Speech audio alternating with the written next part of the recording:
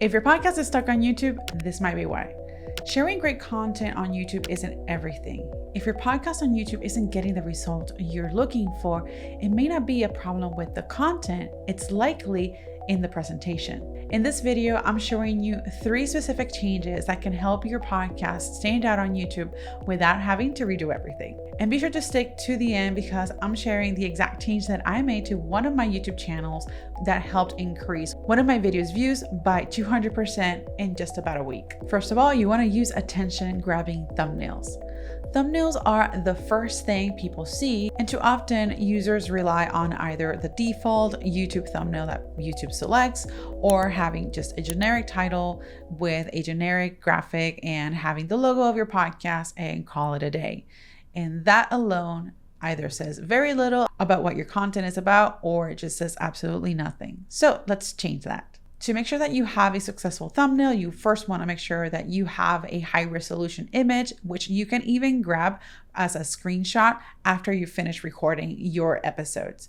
And you want to create a thumbnail that has a big bold text, strong contrast, and an expression that reflects the tone of the episode and that is on par with your brand style and your brand's look. For this video where I share tips on how you can grow your podcast on YouTube, I've used as a thumbnail why your podcast isn't growing, and I've added it with a curious expression or like a frustrated expression as part of my photos. In addition to that, I want to make sure that the colors are matching my brand so that it has that brand consistency throughout. The next thing is to ditch the long intros. The days of the 30-second intros are long gone. Nowadays, people decide in the first 5 or 10 seconds whether or not they choose to stay or click away.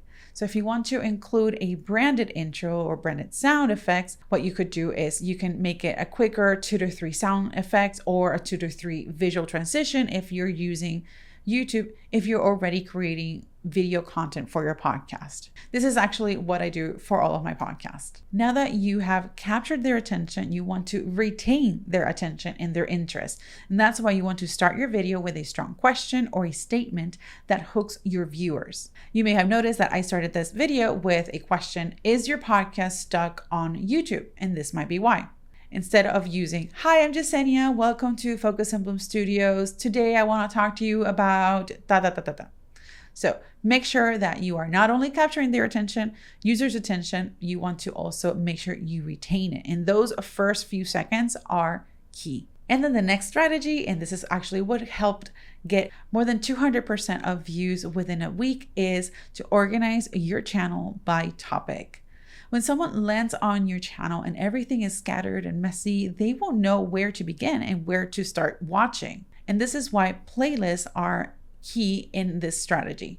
You can use playlists to group content by type, like for example, interviews, technical tips, or visibility strategies, or just any other subtopic related to the content that you are sharing within that channel. This here not only improves the viewer experience, but it also helps the algorithm understand your content and who it should be shown to. And this simple change is what led to real results when I decided to group several technical episodes into one clear focus playlist. And this is what helped my Spanish YouTube channel, Bloom Creativo, have one of the videos reach over 200 views within around a week. So what I did is I grouped several technical episodes into a clear focus playlist.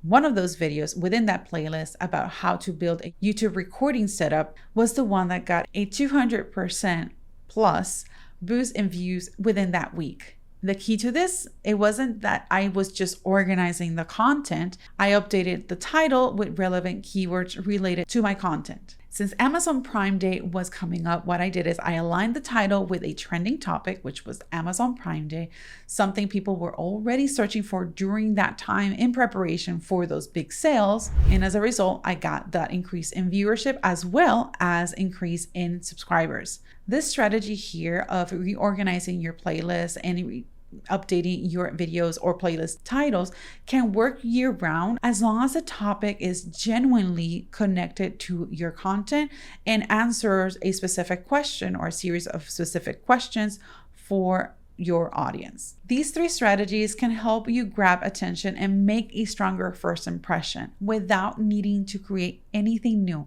It's just a matter of re-strategizing and re-optimizing the content that you've already created. If you need help with figuring out how to best organize your YouTube channel and strategize this for the next season, you'd like more personal feedback on your channel and a clear action plan to improve your visibility, make sure you book a strategic podcast audit with me. I will leave the link in the description. And be sure to stick around because in the next video, I will show you how to turn a single podcast episode into multiple pieces of YouTube content. I will see you there.